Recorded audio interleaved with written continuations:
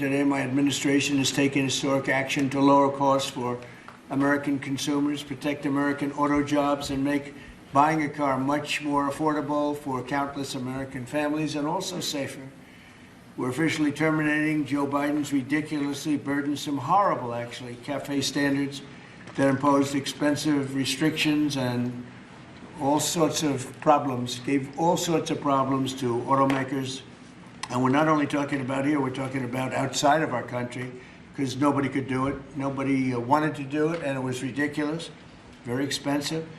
It put tremendous upward pressure on car prices. Combined with the insane electric vehicle mandate, Biden's burdensome regulations helped cause the price of cars to soar more than 25%. And in one case, they went up 18% in 1 year. Today, we're taking one more step to kill the Green New scam. It's part of the greatest scam, probably, well, other than Russia, and a few others I could name. The greatest scam in American history, the Green New scam. And it's a quest to end the gasoline-powered car. This is what they wanted to do, even though we have more gasoline than any other country by far. And people want the gasoline car. They want everything. They want electric. They want to have lots of alternatives, but they do want the gasoline car. Right now, it's leading away by a lot.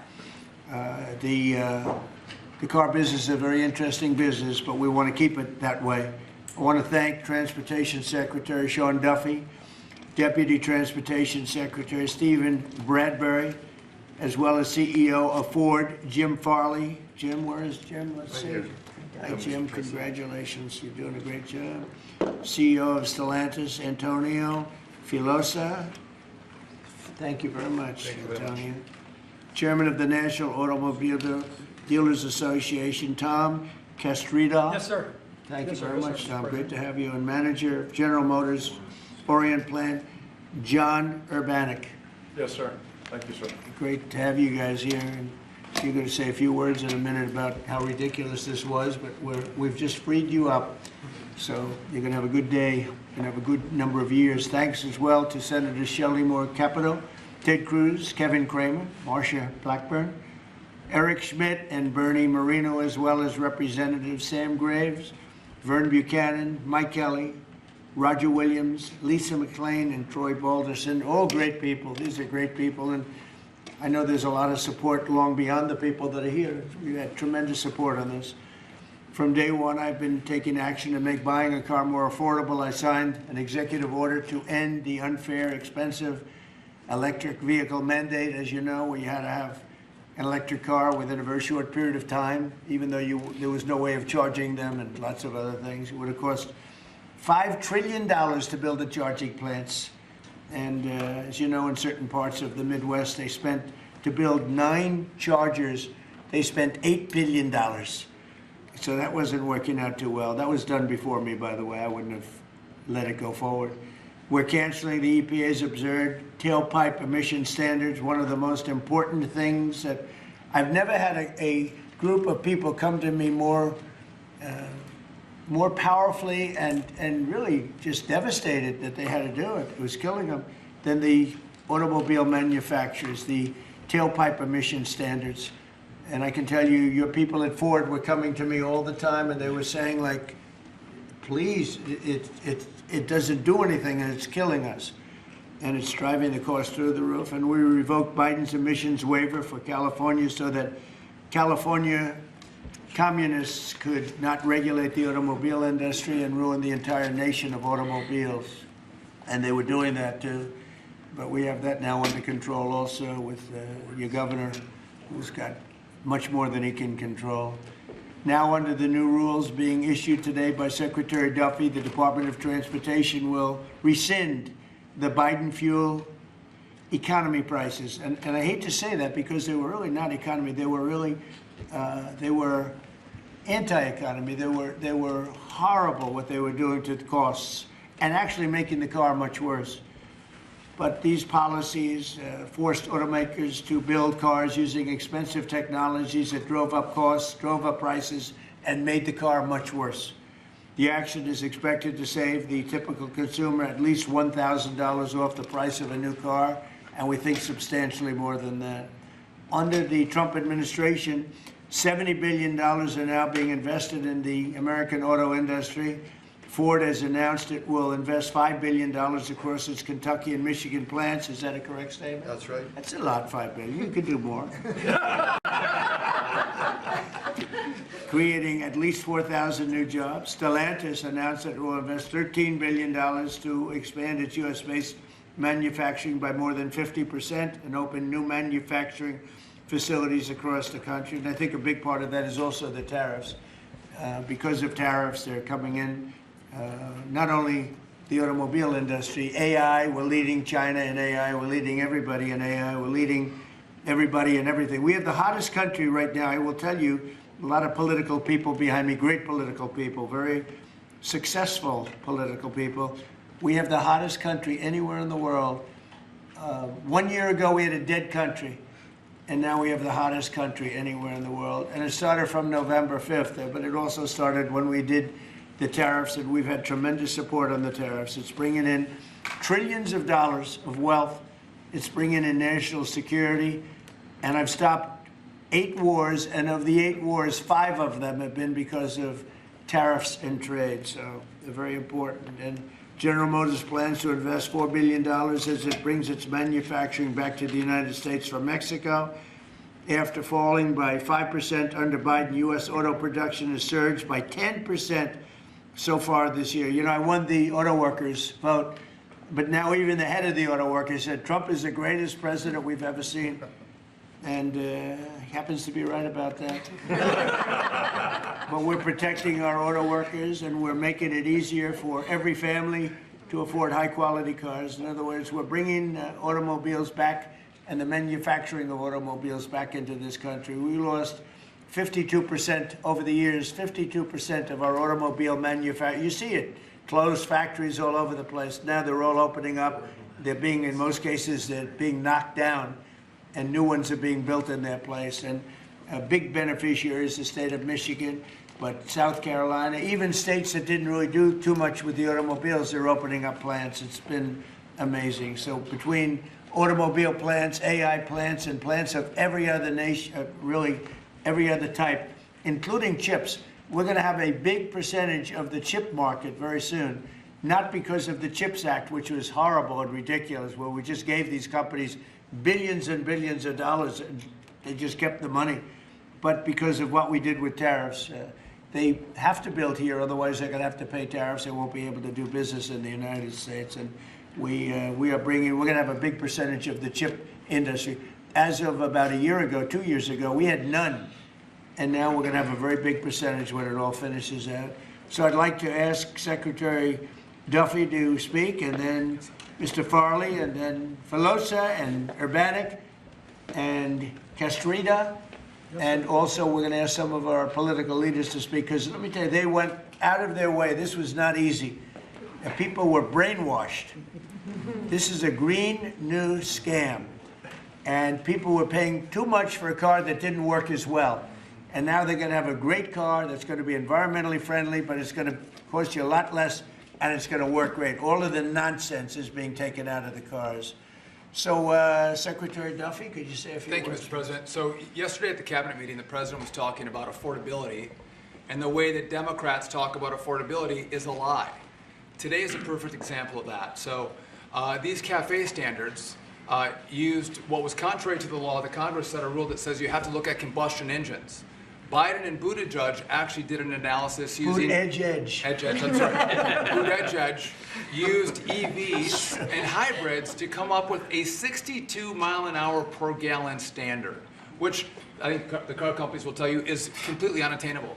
So they spent a lot of money on technology trying to meet the unattainable standard, driving up the cost of a car, number one. And then number two, if they couldn't meet the unattainable standard, they had to trade for carbon, costing billions of dollars, and again, driving up the price of the car. So, Mr. President, what Democrats were doing, were not making cars more affordable, they're making them less affordable.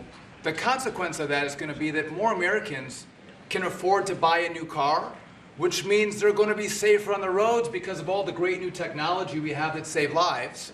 So we'll have less death on American roads. These rules are going to allow the automakers to make vehicles that Americans want to purchase not vehicles that Joe Biden and Buttigieg wants them to build, which is important.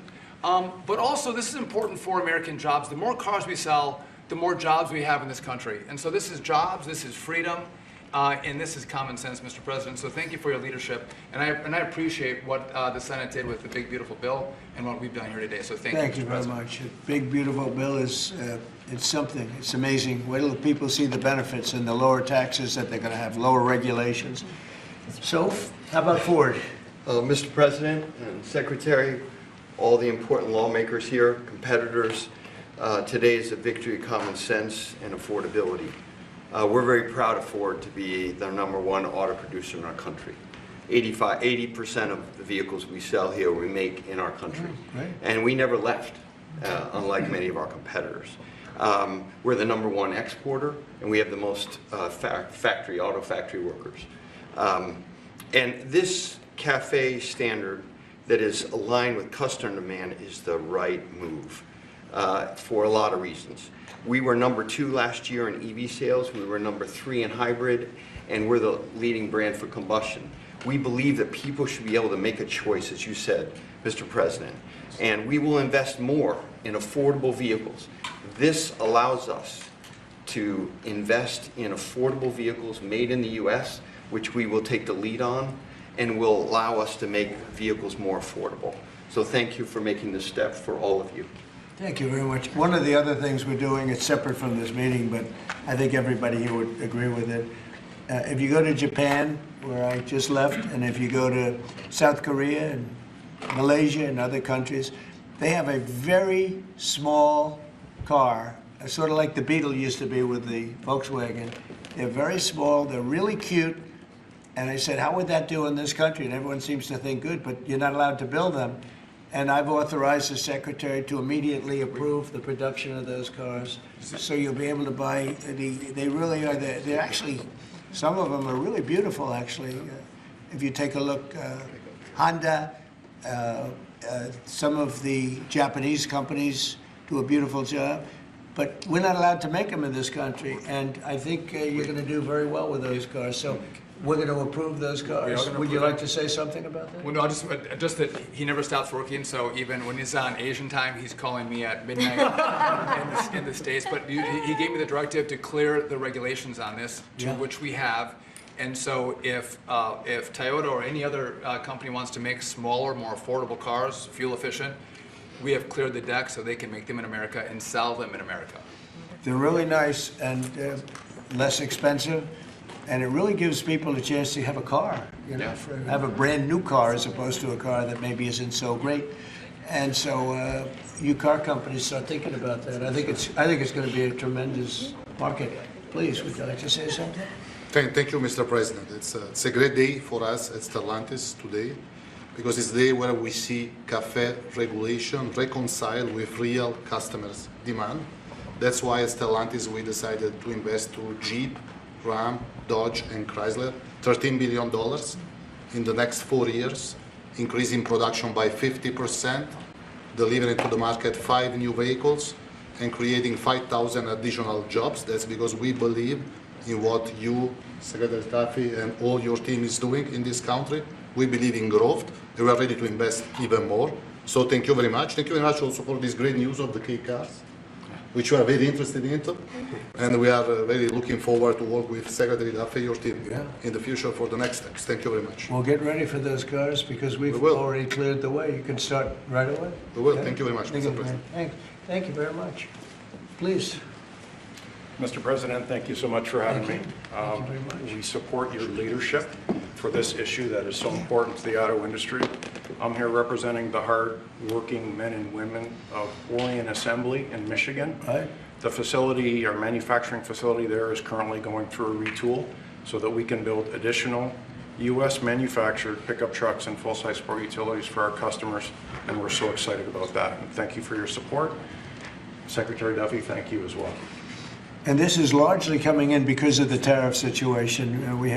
We're taking in trillions of dollars, actually, trillions, and we have so many other advantages, but these great companies are coming back to the United States. They left the United States. If somebody was sitting behind this desk that knew what they were doing, that wouldn't have happened. They would have said, well, you can sell your car here, but we're going to put a 100% tariff, and you would have never had the auto industry leave. Again, we lost more than 50% of our auto industry, and now it's all coming back, and I think it's coming back. Ultimately, it's going to be bigger. I believe it's going to be bigger than it was before, actually. But it's an honor to have you here, and please, would you like to say Mr. something? President? Thank you very much. Tom Castrator, sir. I'm the chairman of National Automobile Dealers that represent 18,000 dealers in the country, along with 3,000 heavy-duty truck dealers. And what the actions that you've done as the president and your administration is definitely going to save our customers money. And you made your promises that let the consumer buy what they want, sir, and you delivered on that. And the other thing that you delivered was your promise in the big, beautiful bill, the tax deduction on loans that had gone away some years back. Right. And now that makes it affordable for our buyers that can save money through that loan of the tax, anywhere from several hundred to several thousand. So again, sir, on behalf of all the dealers and our customers, we appreciate what you and your administration have done, and of course our legislative support as well, Mr. President. Thank you. That's very nice, and I'm glad you brought that up. We're allowing people to deduct. So if you go out and buy a car, and this is for middle income, but for lower income, no matter what, they never really had deductions. You know, rich people like deductions, but middle income people were never really afforded deductions, which is very unfair. You borrow money to buy a car, you're allowed to deduct the interest from your income tax. And I think that's going to be one of the most, in terms of your industry, I think it's going to be the biggest thing that we're talking about, maybe even bigger than cafe standards. People are going to be able to borrow money, deduct it, so it's going to cost them essentially half. And they'll be... It'll help, yes, sir. I think it's going to be a tremendous factory. They've never had a chance to do that before. And that's all done. That's all in the great, big, beautiful bill. So it's really terrific. I'd like to ask a couple of our political leaders to say, because you guys have done an amazing job. This was something that was going to be very tough.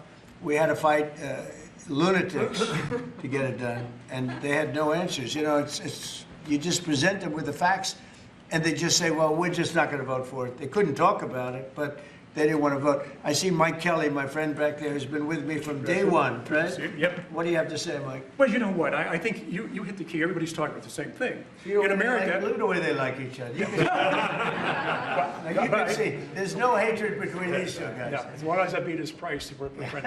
No, but you hit it right on the head. The American people have always been able to choose what they want to buy. Right. They don't want to be taken out of a market by people who, quite frankly, don't even drive their own car, and saying this is the way you've got to go going into the future. And say, well, you may say that, but you're not in the market. You have no idea. And I know the business we're in. At the end of the day, if you were there with me, I'd say, oh, so, Mr. President, other than price, what's keeping you from taking the car home today? It's always price. And the fact that we can build a car that's affordable, that people want to buy, that's the key to it. What you've done is unlock the most ridiculous statute that ever came in with CAFE. It wasn't done by the Congress. It wasn't done, it was done by President Obama after the courts failed on it. So thank you for doing what you're doing. You're making America great again in every single way. Thank you. Thank you. It's going to be so big for the auto manufacturers. People aren't even going to believe the impact this has. You know, Mike used to come to my rallies all the time, and we'd have a rally, and it was like 0 degrees. It was freezing, everyone, and he'd sit there without a shirt on. And I didn't need that, you know. I didn't say it was pretty, but he would sit there in the cold, and he didn't mind it at all. I said, that's one tough cookie, right? You lit it up. We didn't need any heat. You were there. We had a good time. We had a lot of great rallies, We right? did. We did. Pennsylvania. Please, Mr. Congressman. Thank you, Mr. President. I represent the dealer body. I'm a dealer, and we got some other dealers in here, but this is huge for the dealer body, the local car dealer. We're going to be able to sell what the customer wants. The manufacturer's going to make what the customer wants. We've got all kinds of options to the big bill. It's going to enable people, as we talked about, to deduct payments and so forth. As we say in the business, they've never been cheaper than they are today, Mr. President. And it's going to be a great opportunity for the dealer body to sell what consumers want. And 99% of the businesses in America are small businesses. Many are car dealers, employ a lot of people. It's going to be a great year for us. We appreciate your leadership. And we appreciate, from a retail standpoint, we appreciate the manufacturers going to step up and build cars that customers want and that we want to sell. So thank you very much. It makes it a great country. He's also a very brave congressman because he was there on the baseball field that horrible day with Steve Scalise and some other people. He was hit, but he took it very well. You took it very well. You're my pal. Thank you. Thanks. Great job. Appreciate you. Great job. Appreciate it. Kevin, could you say a few words of wisdom? One of the really smart economic forecasters, I will tell you. Beyond an economist, he's a real forecaster. Please. Sir, I think that there's a massive macroeconomic benefit to what we're doing today. And the way to think about it is that the car that has the best gas mileage that you could buy that has only gasoline is a Honda that gets about 36 miles per gallon. Joe Biden wanted to make every car on average be above 50. So there's no car made in the US that you would be able to sell 2 years from now, 3 years from now under that rule. Because what he wanted to do was make everybody have an electric car, as you know. But here's the thing, that if everybody had an electric car, then nobody would be buying gasoline anymore, and they'd have to take all the miles that they travel and put it on the grid. And so we would have to increase the production of electricity in the US by 25% over the next couple of years if they had their way. And so you've really stopped a massive disruption for the economy with this. So thank you, sir. That wasn't the main reason, and yet it certainly is a main reason. You wouldn't have been able to do it even if you wanted it. It's just so crazy. That was the mandate, which we ended. Troy, would you like to say something? Great honor, thank you. My family is a former dealer, 48 years, Chrysler Dodge dealer, and then I got into the political world, sir. Right. I had more fun in the dealership world, but I miss it, but I still play a big role in automobiles and grateful. I remember under President Obama when the CAFE standards changed, as Mike brought up, and going through those challenging times as a Chrysler dealer before Stellantis came along. It was Daimler before you guys got it. So thank you very much for being here and making these changes. And as you said, that interest on the car loan piece was big. And I know that Bernie led the charge on that in the Senate and get it into one big, beautiful bill. That really is a big deal, and people need to understand how big a deal that is. You did a great job. And by the way, we had a great victory last night. Matt is going to be great. Kind of like our race, huh? He's going to be a great congressman. I think so. Really, like us, right? Yeah, I think like us. One of my early endorsements, right? Yes, sir. Can we talk about it? You're right here, Matt. Come in. Let me say hello to you. Please, go ahead. Thank you, Mr. President, Thank you. for your leadership. But the thing I've admired most, you've been in business, you've been in the battles over the years, and you're helping us lead us out. Most people that are up here have no idea about business or small business. That's Makes true. a big difference. One is. Number two is, I would just say in terms of the tax stuff we're talking about, one of the things that get missed, and I'm in Florida, Sarasota region, is the ability to deduct. Most people have a small business, they'll have a lawn business, they'll have this, that, they buy a new or used truck. They can take that deduction, let's say they're in a 20% tax bracket, but the vehicle's 60 grand, they can take 20% of the 60 grand, get a $12,000 write-off. They can pay their payments for the first year. That's a powerful tool we don't talk about, I don't know why, but at the end of the day, because of what you've put in place, full expensing, Right. that's the tool that Big. would use. And you could just think about all the people in Florida, just general places, they're buying old vans or new vans, they're buying trucks, mainly trucks, and they're getting a deduction. They don't even have a payment for a year. That's right. So it's one of the best things for One Florida. of the and biggest everybody things in the bill. else. Yeah, Expensing. expensing is a powerful tool. They can write the whole asset off the first year, take that deduction, put $12,000 in their pocket on a $20,000. Well, let me mention one other thing. They got into the e-vehicles, electric cars. And I'm talking to dealers that come in and talk to me, and basically, they couldn't sell one, they couldn't give one away. And when these companies, or they got in because of whatever political pressure under Biden administration, and they end up realizing that they got no market. A guy says, the car's been sitting there a year, I can't get rid of it. So they don't understand the market. The people produce the vehicles, and that's made a big difference in your leadership. But thanks for what you're doing here today. It's big, it's huge, it'll make a big difference. $12,000 on a $60,000 vehicle, up front, day one. Thank you. Thank you very much. Great job. Yeah. You know, we're just talking about something that's interesting. Ford would make, and I don't want to speak for Ford because we have one of the top people right here. Mr. President, it's fine if you want to talk about Ford. Ford would make numerous electric cars in order to sell one Ford 150. Because they'd make all their money with the 150. Yes. And they were willing to lose money on building 2 or 3 electric cars that they couldn't sell in order to make some money on the 150, because the 150 is a monster. I'll tell you what, that no matter where you go, they love that Ford 150. Yes. But isn't it a ridiculous model when you have to build 2 or 3 cars that you know you're not going to be selling or not be selling for much in order to really do something that you should have the right to do, which is make a car that you want to make Yes. and that the market wants, right? So congratulations on the 150. Thank you. Best-selling vehicle in the United States. Just saying. Now it's 100% built in the United States. now it's only going to do, no, but it really is, it's amazing. It's an amazing brand. There was a lot of stupid things done here. What would you like to say? Yeah, I thank you, Mr. President and Secretary Duffy and all of us. You know, one of the last times I was here is when you signed the electric vehicle CRA, Congressional Review Act, that all of us participated in, the beginning of really making common sense, because it was going to impact 17 other states and really a large part of our economy. This is about affordability here. I'm just going to say one thing. Well, maybe I already said one thing, so now I'm going to say 2 things. When we talk about a car and auto, we sort of talk about just, oh, we need a car. Do you know what a car does for a family?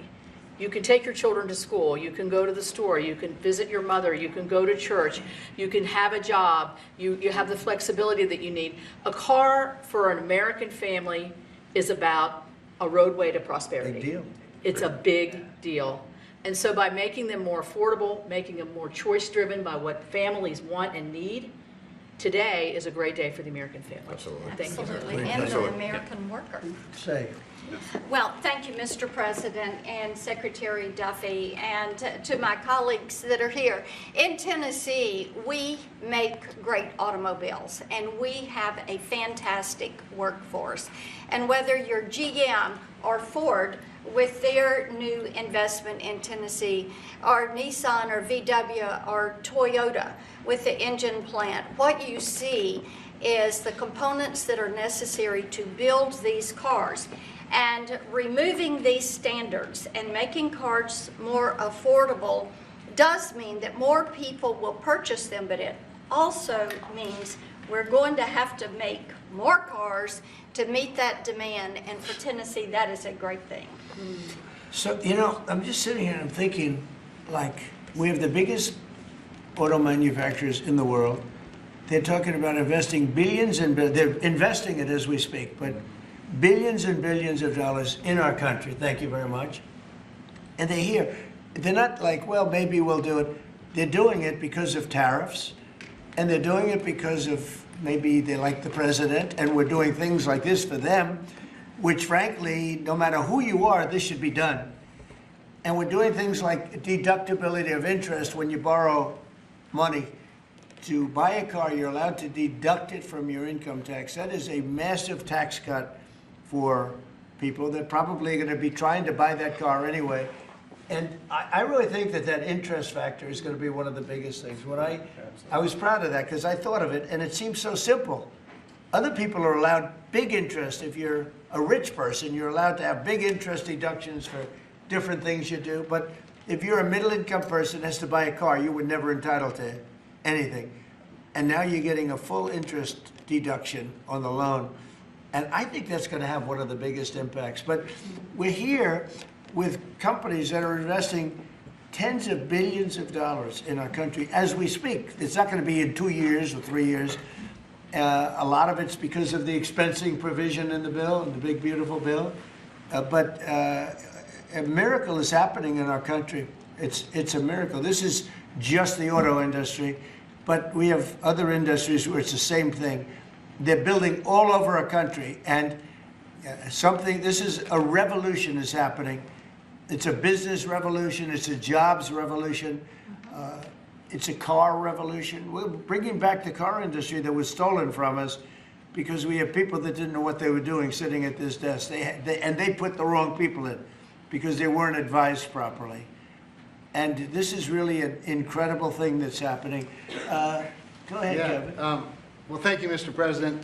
And I think in many respects, pretty much everything that could be said has been, except that I think what Kevin talks about in terms of the cascading economic opportunity from this one single event is just the tip of the iceberg. When you think of all the rules and regulations that you have repealed, I think it's more important, frankly, than the tax cuts. However, in the Working Family Tax Cuts Act, remember we made permanent a lot of really good policy from the first Trump era, not the least of which for small businesses is bonus depreciation. The opportunity to depreciate the year that you purchase an F-150 for your small business or a large truck for your farm. I just think we're going to roll into 2026 and we're going to see an escalation of economic opportunity, the likes of which I probably have never seen. I think nobody's ever seen it, nobody in the world, because there's never been 18 or whatever it ends up being. In 10 months, we have $18 trillion being invested. We never had $1 trillion being invested. And Biden had much less than that. Think of it. He had less than $1 trillion over 4 years. We have $18 trillion in 10 months, and it's actually as of 9 months. So there's never been anything. Eric? Yeah, what Mr. do you have to President, thank you. And on behalf of the people of the great state of Missouri, who we actually make things from F-15s to F-47s now, thanks to you. We'll be building the F-47 and then F-150s. And those are real jobs, and we make things in Missouri. This is going to go a long way, I think, for making things more affordable for normal people. Nothing could be more American than driving a car on a highway, and this is going to make that more accessible for more people. So thanks for your leadership. Your state's doing a great job. Yeah, well, they love you too. It's a great place. Thank you. Please. Thank you, Mr. President. I'm going to talk to you just a minute from a rural perspective, Okay. because these CAFE standards were absolutely unworkable in rural Missouri. We need vehicles that are practical and affordable and Right. can haul for our small businesses, for agriculture, and it just simply didn't work. Those CAFE standards didn't work. So I applaud you and Secretary Duffy for your hard work and what you're doing on behalf of rural America. Well, it was keeping a lot of manufacturers out of our country, too. They said, we're not going to, are you crazy? They thought, outside manufacturers thought we were absolutely insane with all of the different things that were just made up nonsense. It was like made up, it was really made up by people that hate our country. I really believe. Does anybody else have anything to say? I'd say about two quick things, Mr. Oh, President. no, Bernie, I didn't see. Two quick things I think are really important. So the person who sat behind this desk before you gave $7,500 in subsidies to multimillionaires who are leasing electric Rolls Royces, electric Porsches, electric Lamborghinis. We're getting $7,500 from the taxpayer. And these Democrats sit on this floor and say that Republicans are for millionaires and billionaires. We are the opposite of giving $7,500 to multi-billionaires to lease foreign electric vehicles. Number two, because of your policies, at the beginning of the year, 51% of the cars sold in America were made in America, 51%, before you got sworn in. Last month, that number was 57%. We moved it 6 points, which nobody thought would be possible in 4 years. We did it in 10 months. That's something that maybe the news should cover a little bit more. And we've driven down the price of automobiles. The car prices for consumers are down before you did. Just about everything is down. You know, this whole thing is, they use the word affordability. It's a Democrat hoax. They're the ones that drove the prices up. And all they do is say, affordability, and you're supposed to say, oh, that means they had low prices. No, we inherited the worst inflation in the history of our country. They say 48 years, but let's say that's history. I don't believe that. Biden had, because of his stupid ways and between his energy policies and his spending policies, we had the worst inflation in the history of our country. And now our prices are coming down, and they're coming down for cars, and they're coming down. I mean, did you hear yesterday when Chris Wright from Energy, the head of energy in our country, said there are now parts of our country, it's all happening, $1.99 for gasoline, a gallon. And we have it at $2.50, $2.60. It was at $5. And that's bigger than any tax cut we could give. You know, for the average family, that's considered bigger than any tax cut. So the word affordability, when they mention it, you ever watch them? It's all about, I saw the young lady that lost last night. She lost by a lot more than they thought. And we have a great new candidate in Congress, really great, Matt Van Epps. But I saw last night, she said, it's all about affordability, all about, they never talk about like the specifics. Right. Everything was through the roof. Eggs, when I took over, eggs were 4 times higher than they ever were. We got the prices down to the lowest level. Yep. I mean, amazing. But they never, you gotta watch, they're great con people. It's like the Inflation Reduction Act. And after they got it approved, because everybody said inflation reduction, they admitted it had nothing to do with reducing inflation. It's a con job. I think affordability is the greatest con job. They look at you and they say, affordability. They don't say anything else. Everyone says, oh, their prices were so low. No, they had the worst inflation. We had the highest prices we ever had, and now they're all coming down, including beef is coming down. Beef was up there a little bit. Our ranchers did well, but we got to make them do a little bit less well, perhaps. But the beef is now coming down. Coffee is now coming down. It's all coming down. And it's a beautiful thing to see. But remember this, when they use the word affordability, they just say, they never say anything else. This election's about affordability, and then they go into the next subject. It's a con job. They caused the highest prices in the history of our country, the worst inflation in the history of our country, and we're getting those prices down, and they're coming down rapidly, and you'll see those results very soon. Anybody else want to say a few words? Oh, Ted, I can't believe it. I'm easy to miss. I didn't see it. It's very rare that I would miss it. Go ahead, Ted. Well, Mr. President, I want to congratulate you on behalf of everyone here for the leadership that you're showing. And this is a victory today for consumers. This is a victory for affordability. Your critics like to say the word affordability. Under Joe Biden and the Democrats, they put mandate after mandate after mandate on cars and trucks, and they drove the price up thousands and thousands of dollars. And with the actions you're taking today, and you put on top of that the one big beautiful bill, you know, most of the senators here on the Senate Commerce Committee, and on the Commerce Committee, we worked together to zero out the CAFE standards. We wrote that into the law that the CAFE standards went to zero. What does that mean? It means you can now, as a consumer, buy the car you want. It also means people's lives will be safer, because what these regulations did is they forced cars to be more expensive and made of plastic instead of steel. Because you had to make them lighter to comply with these standards, so you'd get in a wreck and people would die. The result of what you're doing, you're literally saving people's lives, and you're making it where families can afford to get a new car. These actions will drop the cost of cars and trucks thousands of dollars. That makes a real difference. And I'll make one final point. You know, about half the members here are car dealers. And I will say my good friend Roger Williams out in the lobby, he tried to sell me a car, which didn't surprise me, but I just want to give props to Mike Kelly. He showed he was savvier because he tried to sell you a car, and you can afford a much nicer car than I can. So well done, Mike Roger. You just went to the wrong customer. I was $100 cheaper. The thing that Ted just said, it's true. Plastic instead of steel. Think of that. And people died because of that. The plastic was plastic in an auto accident, and it broke up, and people were shattered because of that crazy deal. But it's a really good point. Go ahead. And Mr. President, I'll tell you, in the Senate Commerce Committee on January 14th, we're going to have a hearing with all of the big three there and Tesla, and the entire hearing is going to focus on how your leadership has reduced the burdens on car makers. That's lowering costs, that's giving consumers more choices, and it's producing more jobs in America. And it's highlighted, that's a real record of success. Yeah, well, it's an honor. And, you know, they were going by California. We had like 2 different countries, California and 15 that followed California, because you had 15 states follow California. And the rules from California were just like everything else. That's why people are leaving. That's why it's such a mess. It's got there's a state with such unbelievable potential. But what they did with the car industry is incredible. And that was, you know, the car companies didn't know what to do because they had 2 standards, and you can't build 2 different cars for the same country. And what we're doing today is very big. Would anybody like to say something? Would you like to say something, my friend? I just want to say thank you. Thank you.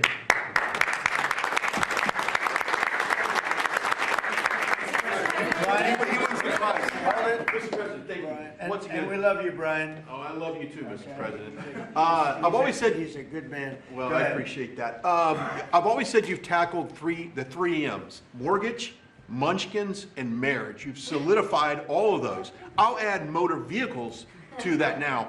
My question, I got one about consumer confidence. We just came off on the record high Black Friday, up 9.1%. Record high, highest ever, biggest amount ever purchased in one day. Yep. Which I think counters this narrative of affordability, because apparently the Americans are spending money. So I want to see, how do you view that for a consumer confidence being so high going into Christmas and going into next year? And I do have one for the auto group after you. Yeah, I after just that. think that we have tremendous confidence in the country. You know, one of the things in terms of confidence, if you go back a year and a half, you know, it's amazing, we're like into 10 months already, but you go back a little bit before the election, because after November 5th, it started changing rapidly, even though we weren't running it until January 20th.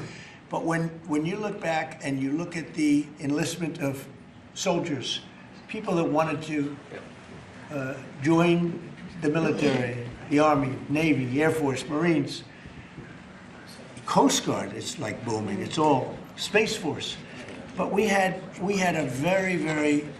the worst recruitment in the history of our country. A year later, we have the greatest recruitment in the history. You can't even get in. Getting in is like getting into a top college that you couldn't get in. People want to be in the service now, and that includes the police and firemen, other things. You couldn't hire police, you couldn't hire anybody in the Army or the Navy. You couldn't get people in, and we now have gone from that to record recruitment. We're getting high quality people, amazing people, wanting to be in the military.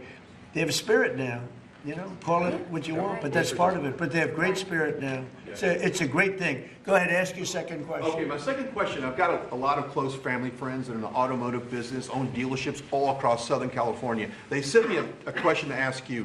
There's a thing called a mileage blocker that is installed on vehicles. It's a type of a computer chip which alters the actual mileage driven on the vehicle, so that when you have a leased vehicle that's turned in, they're losing thousands of dollars. They've got to go chase down these manufacturers. What can we do to track down these manufacturers of this illegal computer chip that's really hurting the automotive industry? Have you heard about this? Yes, sir. They're getting built in China, and most of them are coming out of Great Britain, sir. They're being distributed through China, through distributors selling them online through Great Britain. Yes, sir. Wow, that's not so good. What do you think? Look at that. Yeah. That's it, yeah. Do you, Bernie, do you know anything about that? It works on older vehicles, and obviously, well, we got to do a better job. Yeah, of I making think sure it's at the border. something, I've never heard of it. Very good. We never heard of it. That's pretty good. Mr. President, you released video of that first boat strike on September 2nd, but not the second video. Will you release video of that strike so that the American people can see for themselves what I happened? don't know what they have, but whatever they have, we'd certainly release, no problem. You know, we stopped, every boat we knock out, we save 25,000 American lives. That's right. And Thank you. if you look at our, if you Thank look you. at our numbers, the drugs coming in through sea are down 91%. I'm surprised there's 9% you want to. I don't know who's doing the 9%, but it's down 91, and we're going to start very soon on land, and I'm sure you're thrilled to hear that. Mr. President, on Ukraine, Steve Witkoff and Jared Kushner were there last night with Vladimir Putin. Can you give us an update about those talks? It sounds from what the Kremlin is saying that they're not going to compromise. Can you tell us what you've... I don't know what the Kremlin's doing. I can tell you that they had a reasonably good meeting with President Putin. We're going to find out. It's a war that should have never been started. It's a war, if I were president, we had a rigged election. If I were president, that war would have never happened. It's a terrible thing. But I thought they had a very good meeting yesterday with President Putin. We'll see what happens. It's, you know, when I was in this office and I talked about no cards, I said, you have no cards. That was the time to settle. I thought that would have been a much better time to settle. But they, in their wisdom, decided not to do that. They have a lot of things against them right now. But you have President Putin had a very good meeting yesterday with Jared Kushner and with Steve Witkoff. What comes out of that meeting, I can't tell you, because it does take two to tango. You know, Ukraine, I think we have something pretty well worked out with them. They're very satisfied, considering. But the sad part is if our president, no war would have ever happened. They would have had 100% of their territory. Nothing would have happened. It's a very sad situation. So think of this. Last month, 27,000 soldiers. 27. That's like you take a stadium, a football stadium, not an arena, and you cut it in half. 27,000 people died, young, mostly young soldiers, died last month, in 1 month. And that's the only reason I'm involved. You know, we're not spending any money in the war. We're selling to NATO. We're not being ripped off like we were under Biden. Biden was handing everybody everything we had, giving them all the missiles, everything they wanted, free, no charge. So he had no idea what he was doing. They're paying top dollar, full price for everything. Goes to NATO, and then NATO distributes it. NATO pays us. So it's not money. We would all, I think I can speak for everyone behind here. The politicians I know and the auto manufacturers are good people.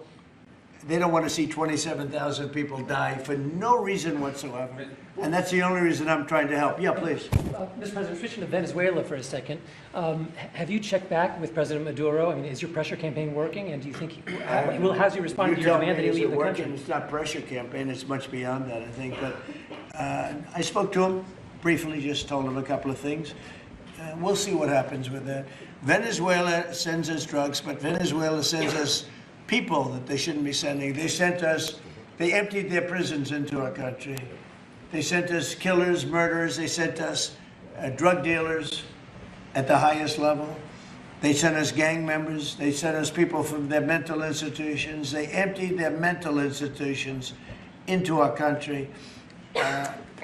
And so did other countries, because we had stupid people running this country, really stupid people. And I think probably you had some stupid ones, and you had some smart ones, but there were bad people too. Because not all of them were stupid. You can't cheat on elections like they did and be stupid, okay? Mr. President, did you talk to him a second time or just that one time? What's that? To Maduro, did you speak to him again? No, I didn't. Mr. President, if you do find... When you spoke with Mr. Witkoff and with Mr. Kushner... Last night, did they give you the sense that President Putin still wants to end the war, wants to make peace? He would like to end the war. That was their impression. Now, whether or not, do you believe him? That was their impression. You know, their impression was that he would like to see the war ended. I think he'd like to get back to dealing a more normal life. I think he'd like to be trading with the United States of America, frankly, instead of, losing thousands of soldiers a week. But their impression was very strongly that they'd like to make a deal. We'll see what happens. Mr. President, if the boat strikes, if it is found that survivors were actually killed while clinging on to that boat, should Secretary Hegseth, Admiral Bradley, or others be punished? I think you're going to find that this is war, that these people were killing our people by the millions, actually, if you look over a few years. I think last year we lost close to 300,000 people were killed. That's not mentioning all the families. Have you seen what happens with the families of not only the people killed, the people that are trying to get their son or their daughter off of this poison that they've been fed? I think you're going to find that there's a very receptive ear to doing exactly what they're doing, taking out those boats. And very soon we're going to start doing it on land too, because we know every route, we know every house, we know. And I think you're going to see it very soon on land also. Yeah, please. So to be clear, you support the decision to kill survivors after the initial No, I support the decision to knock out the boats. And whoever is piloting those boats, most of them are gone. But whoever are piloting those boats, they're guilty of trying to kill people in our country. Yeah, please. The House Judiciary Committee has subpoenaed Jack Smith to ask about his investigation of you. I wondered, for a deposition, I wondered if you'd prefer to see that as a hearing so that the American public can see the questions and the responses more easily. I'd rather see it probably at a hearing. Look, Jack Smith is a thug. He's a failed prosecutor. He's a bad man. He's an evil man. He hurt a lot of people. Forget about me. I do this stuff, but I got indicted many times by a guy that they were dismissed. He's a bad guy. He's a sick man. There's something wrong with him, actually. I think Jack Smith is a sick man. There's something really wrong with him. I'd rather see him testify publicly because there's no way he can answer the questions. But Biden knew this was going along. Kamala knew it was going along. And there's a lot of things happening right now that they don't like. One of the things is the auto pen. Everything he signed, almost, with the exception of the pardon of his wonderful son, Hunter, just about everything he signed was not signed by him. He had no knowledge of it. He didn't know what it was. People sitting around the beautiful Resolute desk knew exactly what it was. And those people are guilty, in my opinion, of a major crime. Everything that was signed by that auto pen, the man operating the auto pen, and I'm sure there are more than one, because I think some of the people can operate it themselves, some of the high-level people operate it themselves. They would just go in and sign his name with an auto pen onto very important documents, not only pardons, but policy, maybe CAFE standards, okay, as an example. Who signed CAFE? If you ask Biden what's a CAFE standard, he would have absolutely no idea. He'd say, where is the cafe located? The guy didn't know anything. Look, that just shows you what a rigged election can be, but you understand what I'm saying. Thank you. You've had conversations with... I did, with Jensen. Right, so... Smart man. In your conversations with him, have you kind of given a sense of where you are with export controls and the types of chips that NVIDIA can give to China? Sure, he knows very well. He's done an amazing job. NVIDIA, very good. Yeah. Mr. President, when do you expect for phase 2 of the Gaza peace plan to be implemented? And Well, it's going along well. You know, they had a problem today, I understand, with a bomb that went off and hurt some people pretty badly, probably killed some people. They're telling me it just happened. But it's going on very... We have peace in the Middle East. People don't realize it. We have tremendous support. 59 countries. There's tremendous support. But phase 2 is moving along. Yeah, it's going to happen pretty soon. Mr. President, did you speak with House Republican leadership about your decision to pardon Congressman Henry Cuellar? And are you concerned that you made a vulnerable Democrat perhaps less vulnerable with that decision? It didn't matter. He's a respected person. He was treated very badly because he said that people should not be allowed to pour into our country. And he was right. He didn't like open borders. He was on the border. You know, he represents a very respected man. He represents the people on the border, and he saw what was happening. And as soon as he made that statement, I then said, I'll bet he gets indicted. And that's what happened. You know, I put out my truth from that. Well, I did a truth. Wonderful truth. We love truth. But what happened is he got indicted for speaking the truth. And his wife got indicted, Imelda. And that's sort of a first. Usually they leave the wives alone, right? Don't they, Congressman? Typically they indict somebody, put him in jail for the rest of his life, but the wife can just sit home and cry, or she'll find a new man. You know? A lot of times they find a new man that makes them much happier. In fact, a lot of times they like that man better than the one that's in jail. Mr. President, thank you. The mayor of Minneapolis, Jacob Frey, is saying that he's actually proud to have the largest Somali community in the country, and his police chief Well, then he's a fool. Well, his police chief is also I saying wouldn't be proud to have the largest Somalian. Look at their nation. Look how bad their nation is. It's not even a nation. It's just people walking around killing each other. Look, these Somalians have taken billions of dollars out of our country. They've taken billions and billions of dollars. They have a representative, Ilhan Omar, who they say married her brother. It's a fraud. She tries to deny it now, but you can't really deny it because, you know, it just happened. She shouldn't be allowed to be a congresswoman, and I'm sure people are looking at that. And she should be thrown the hell out of our country. And most of those people, they have destroyed Minnesota, okay? Minnesota, you have an incompetent governor. You have a crooked governor. He's crooked as hell, but he's incompetent. Waltz he should be ashamed. That beautiful land, that beautiful state, it's a hellhole right now. And the Somalians should be out of here. They've destroyed our country. And all they do is complain, complain, complain. You have her. She's always talking about the Constitution provides me with, go back to your own country and figure out your Constitution. All she does is complain about this country. And without this country, she would not be in very good shape. She probably wouldn't be alive right now. So Somalia is considered by many to be the worst country on earth. I don't know. I haven't been there. I won't be there anytime soon. I hope. But what the Somalian people have done to Minnesota is not even believable. It's not even believable. And a lot of it starts with the governor. A lot of it starts with Barack Hussein Obama, because that's when people started coming in. And you have to have people come in that are going to love our country, cherish our country.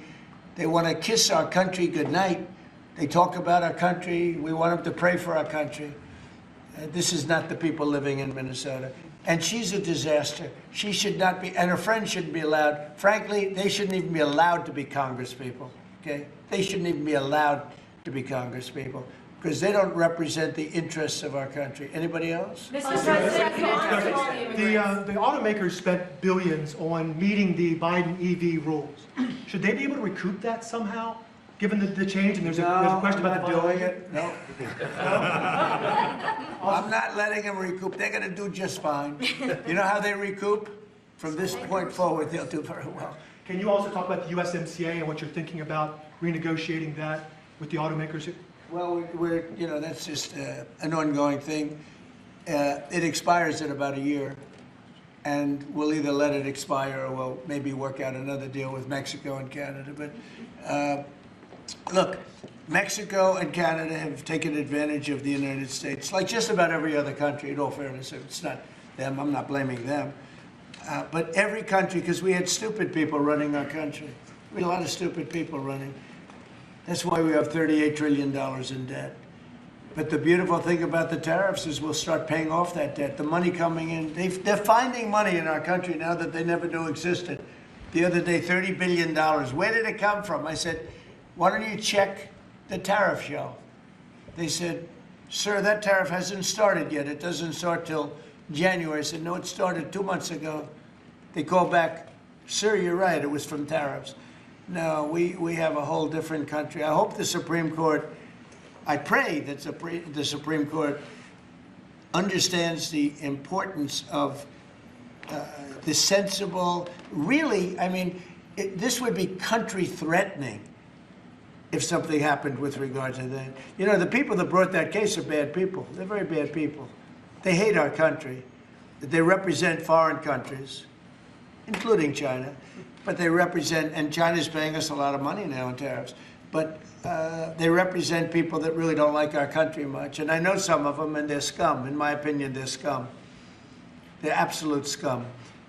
And they're not suing for any good reason. They're just suing to see if they can stop it, because they make money if this country does badly. You know? So, but we're taking in trillions of dollars. We're stopping wars. We have great national security because of tariffs. And then to think that we have to even go and justify this. The reason a lot of these people, I can tell you this, maybe we would have had the political people, we wouldn't have these people without tariffs.